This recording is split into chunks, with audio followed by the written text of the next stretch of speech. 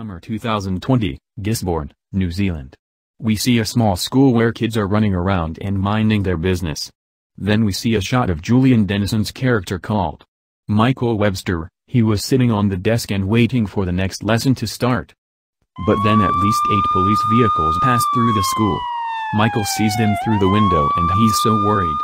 Then he felt the school building shaking and he got so nervous. After that we get to see a family which is having a picnic. And they hear the roaring of Kong. They look at the beach and they see Kong which was rising from the water. He was looking super scary.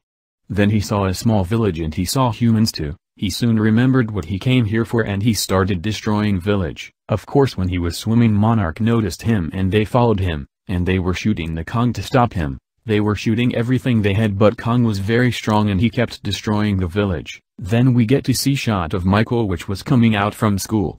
He saw Kong which was smashing buildings and one of them was a fast food restaurant where his mom was working. He got so worried but then Kong looked at him. Michael got so scared that he couldn't move. Kong was about to smash when he heard the roar of Godzilla. Kong looked at the ocean and he saw Godzilla which was looking with super angry face. Godzilla didn't seem to be happy about what Kong was doing, and Godzilla roared at him once again. Kong was looking at him like he wanted to say, "Don't get in my way." Godzilla went towards him, Kong went towards him. And the fight begun. Godzilla first tried to fight Kong but Kong soon dodged and hit Godzilla. Godzilla tried once again, but as it appeared Kong was much stronger than Godzilla because Kong was lighting.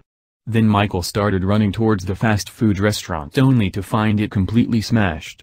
He saw people running around but he couldn't see his mother anywhere. Then he heard the roar of Kong.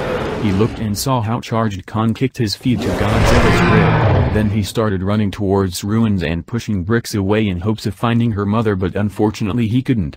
Then we see Osprey helicopter flying above him.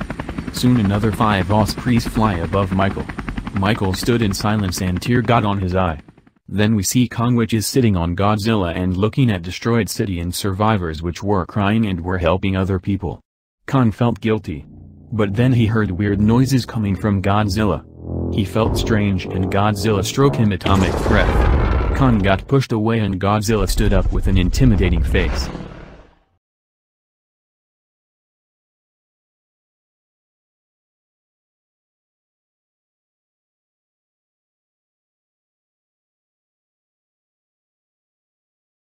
Godzilla has left us to die. He left this world to die, so did Kong, Radon, Mothra and others. But if you actually think about this you can't blame them.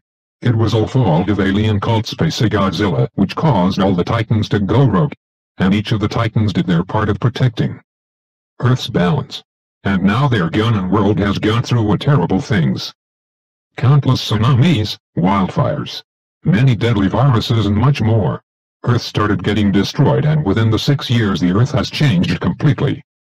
I'm George Potts. I used to work for Monarch but since this apocalypse, well, you know, I'm with a small group of survivors in Hong Kong. This city is completely empty and dead. I never thought that Hong Kong itself would become a ghost town, anyway. I don't know why I talk this much. Well, if you get this message please send us a reply, and we can know that we are not alone in this. And even meet each other if that's possible. It was George Potts, over.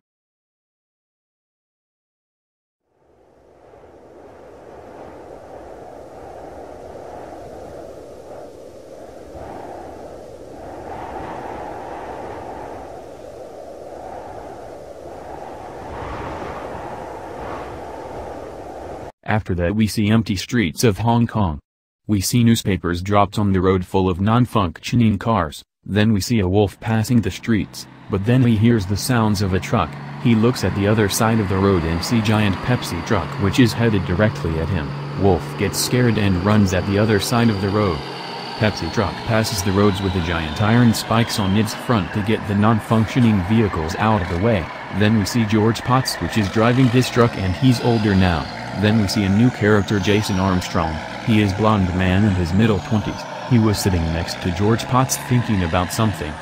Then they drive for some time and they reach small survivor camp near Hong Kong. They have everything they need.